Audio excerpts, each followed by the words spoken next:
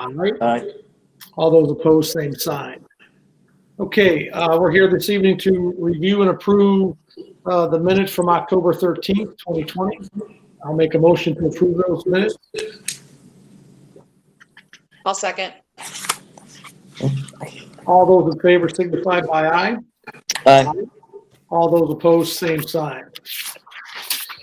Okay, the other item on our agenda this evening is the Fairport Harbor Yacht Club lot split.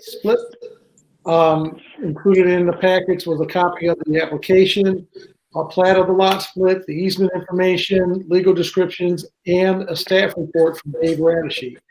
I will ask Dave to comment at this point. Radish. Okay. The Yacht Club is purchasing 3.7 acres of land from the Osborne Stone Company. They have 0 feet of frontage. The Stone Company will retain 41 acres. They're going to attach the property to their adjacent lot with their lot line adjustments.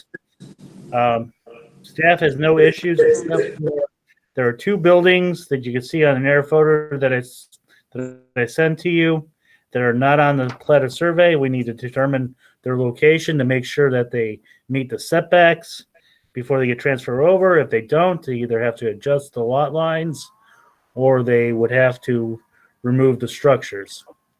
So this lot split can be approved with the stipulation that those buildings be located and addressed.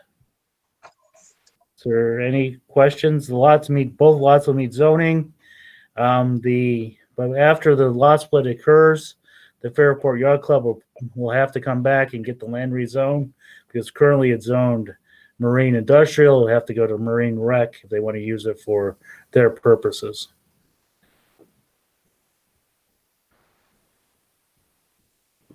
I don't have any questions. I know there was a question posed about parking, but I think that happens after this step, if there was a parking issue with it, correct? Dave?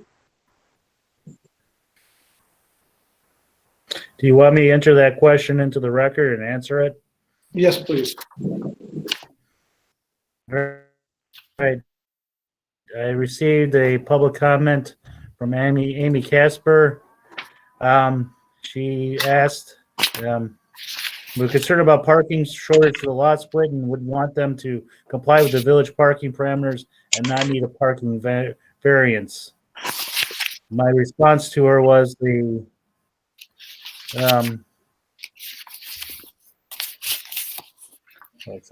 lot split is adding land to the existing parcel. The property owner will need to pull a zoning permit to utilize the existing vacant land that they will be adding to their lot. If the proposed use from the zoning permit application requires additional parking, we will require them to provide that on the site.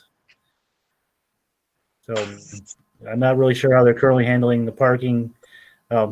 Just looking at, I sent out an air photo of the property currently, and parking seems to be a mess on the lot to begin with. But we'll address it when they pull the zoning permit for if they want to add uses to the property, for the vacant land. Okay. Is there any other questions or comments? I know. I have a quick question. Yes, go ahead, Mr. Leonard. Dave, how do we address, so really at this point, the surveyor will have to go locate the buildings on the survey prior to transfer, correct? Correct. And then will it be the seller's obligation to either take down the building or address that or change it at that time, or is it, will it be, or the buyer, if they say they'll take it down, or we just need to address one way or another prior to transfer? You just need to address the issue before we will approve it as a lot split, and that will, without the stamp, you can't transfer the property. If the property does not meet setbacks, then the seller or the buyer will take responsibility for removing it and give us a time frame for when they're going to remove them, if they want to remove them. Or if they want to adjust the lot lines, they can adjust the lot lines to accommodate the setbacks. So if they give you a time frame on taking it down, you can approve the legal description and it can be And a taken down at a later date? Yeah. Well, time frame and a responsible party. Gotcha. Okay.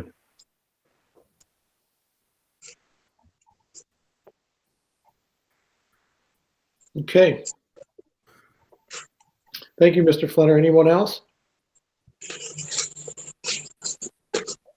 I'm sorry, you cut out there. I thank Tom for his questions and comments, and then I just asked if anyone else had anything else. If not, I will make a motion to approve with the stipulation that the buildings be shown on the drawing and the buildings meet the minimum lot size, and that the owner will be required to create a deed with the new legal descriptions attached. You got on mute, Joe. I'll second that. There you go. Thanks. All those in favor signify by aye. Aye. All those opposed, same sign. The motion passed. Thank you, Mr. Flinner. If you'd like to get off the call now, this would be a good time because we're going to have a discussion about ordinances. No problem. I will exit the meeting and thank you all very much. Thanks, Tom. Thanks, Tom. Take care. Bye. All right, Dave, you have another item here regarding ordinances pertaining to parking, accessory structure, temporary structures, and conditional use. Okay, seeing how we were meeting tonight, I opted to send some suggestions that I've been noticing in the code as we've been enforcing the code for you. The first item is that currently you do not have a maximum size of accessory structures in your code. So anybody could have any size accessory structure. Lately, you've been seeing large buildings come in. Plus, there's no setbacks. There's some setback issues that I've noticed with accessory structures. So I was recommending that you set a maximum accessory structure size. And don't limit the number of buildings.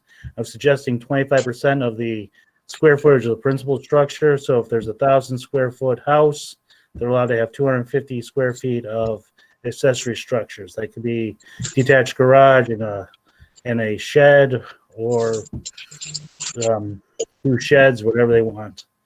Recommending that she shed, yep. Accessory structures should be 25. There's no minimum. There's no statement of how far from the front setback it is supposed to be. So the standard is 25 feet. I would recommend that you put that in for accessory structures. Accessory structures should be 3 feet from the sideline unless the sideline is a right-of-way line, and then it'd be 20 feet from the corner lot. That would be for a corner lot. Accessory structures must be 5 feet from the rear line unless the rear line's a right-of-way line. Then it'd be 20 feet from the right-of-way line. So if you have a lot that is a double frontage lot, a pull-through lot, then you have 2 frontages on 2 different roads. Then they would have to be 20 feet from the rear right-of-way line. The next thing is parking. We've been having some issues with enforcing parking for existing buildings in the downtown areas, because the requirement is that the parking has to be on the same lot, and a lot of the downtown buildings take up the entire lot. There's no room for on-site parking. And so we need to, suggesting that we put in some regulations that would allow for us to say that they can have all off-street parking for the property within so many feet of the existing buildings for the downtown businesses. Next thing I have is that we're currently, I was proposing to add a use to the marine recreational for marine sales, services, and leasing. So that would be a boat dealer and someone else who would lease a boat as a permitted use, kind of like a new car dealership for boats. It seemed like a good use for marine rec. Also, adding some other uses: seasonal outdoor or open air entertainment, food or services, cafe operations, outdoor sales. That is a conditional use from a different section and adding it to the use table that we created last month. Retail activities from tents, non-permanent or other similar structure. Again, that's another use that's from a different section. I want to add it to the use table. Exterior storage of vehicles, watercraft, and trailers associated. Again, that's another use from a different district, from a different section. I added to the use table, and then added as a permitted use to the Marine Rec District. Roadside stands is another conditional use from a different section. Want to add that to the use table. Exterior storage of construction and process materials. Again, it's a conditional use from a different section. Moving it to the table. And retail activity is incidental to permitted use, industrial or marine industrial uses. Again, that's a conditional use from a different section. Want to add it to the use table.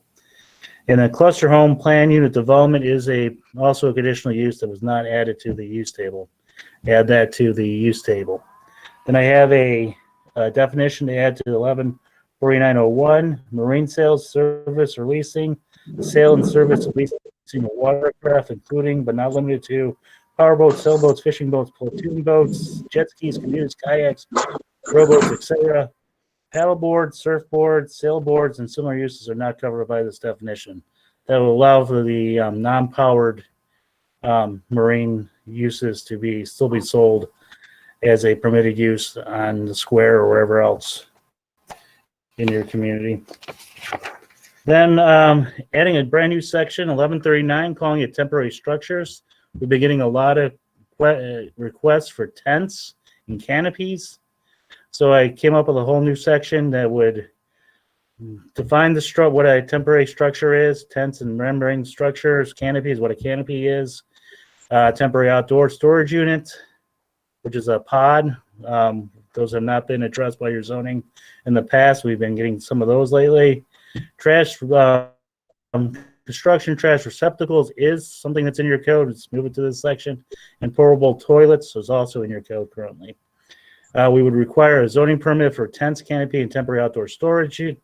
Currently, tents are a conditional use. This will allow it to be a permitted use, and the zoning inspector could issue a permit as opposed to going in front of the planning commission to go get a conditional use. It would be a $25 permit instead of $200 permit.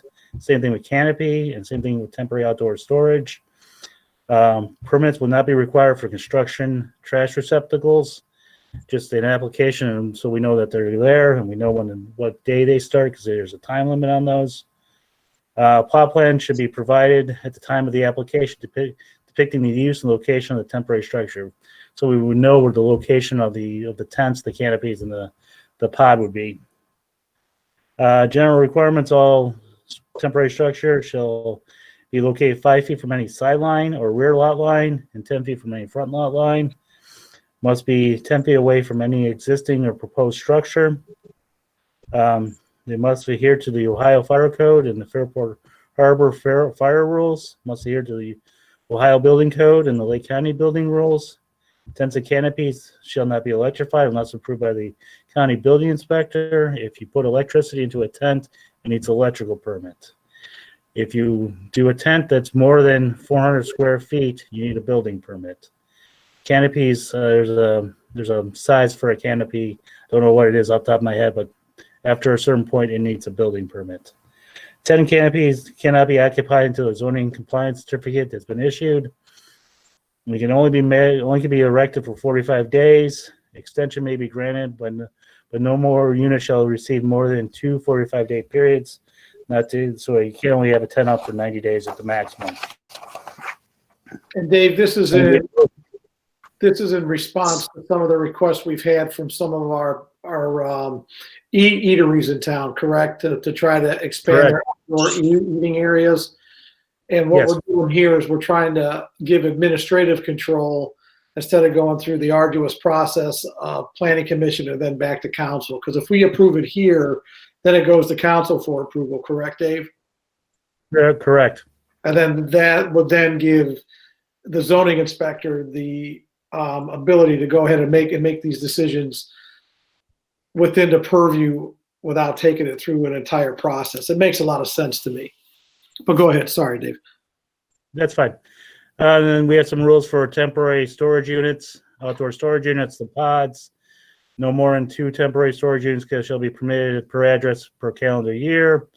No, the maximum size shall be 10 by 10 by 22. Only 1 temporary storage unit shall be stored on the property at any given time for a period not up to 30 days. Extensions can be granted, but no more than, I got 2, but it should be 3, not to exceed 90 days. Temporary outdoor storage units are prohibited from being placed within the right-of-way or the front lawn of the property, so it's got to be on a driveway. Temporary structure permit shall be obtained from the zoning office prior to storage unit being on the property. Plot plan, a survey of where it's going to be needs to be submitted. When we're saying plot plan, they can easily just take the GIS and print up a picture of the air photo of their property and say, I'm going to put it here on my driveway, call it done. And then we have just any standard penalty, subject to penalties set forth by the codified ordinances. And then some removal of retail activities from tents, non-permitted or other similar temporary structures being removed from the conditional as a conditional use, and roadside stands is being removed from it as a conditional use. Does anybody got any questions about what I'm proposing? Any suggestions? That's quite a bit. You know, from what you read, I don't think I have any questions, and I know this will go through another phase as you develop it and it gets before council. It seems reasonable, most everything that you talked about, and again, especially with the situation we find ourselves in with the pandemic, I think it gives our business some flexibility, and it allows us some flexibility too as the village to, you know, to regulate it. So they seem sensible to me. Do you need a motion from the group? Well, you want to, you want me to make it, you guys want to review it and then take a motion next month and then approve it and send it to council? Or do you want to, is there any other issues that anybody else has seen in the zoning that you want me to study, to add to this before we send it all to council to make sure we just can do one big public hearing and with the council as opposed to 3 or 4 small hearings? That would be my suggestion, is we do a public before and we invite council and this body together. And I think that's where we should review it there instead of trying to do multiples of these. But I'm open to feedback from the group. Well, I am definitely in favor of helping the restaurants with these temporary structures or tents or whatever. I just don't want it to become all of a sudden the Capastasis are hoarders and they're going to put this tent in their driveway, and the next thing you know, all this stuff is underneath of it for 6 months to a year or 2 years. Well, there's only a 90-day period on the tents. Okay. And then they have to come down.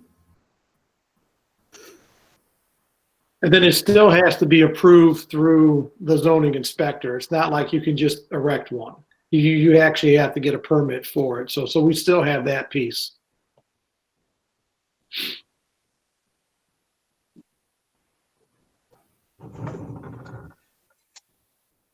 Okay, well then, Dave, I think I would prepare it and let's move it forward. And Amy, let's, if it's a public hearing or whatever that has to be, let's just make sure that we invite the planning commission to it. Okay. Well, I mean, the planning commission can forward this to the council, and the council can discuss the matter with me, and then council can direct me to make changes, and then they'll direct it back to the planning commission and set a public hearing. And then the planning commission would make a recommendation. At that point, you would motion to send it back with approval to the council, and then they do the public hearing, and then 3 readings or 1 in an emergency, and it's done. That sounds reasonable to me. Okay. I don't think there's anything else, Dave. You got anything? Nope, that's it. Thank you. You have been busy. I appreciate the work. I'll make a motion to adjourn the meeting. I'll second that. All those in favor signify by aye. Aye. All right, guys, have a good evening. Thank you for your time. Yep, All thanks, right, Sean. thanks, everybody. Bye. Good night. Bye-bye. Right. Hi, babe.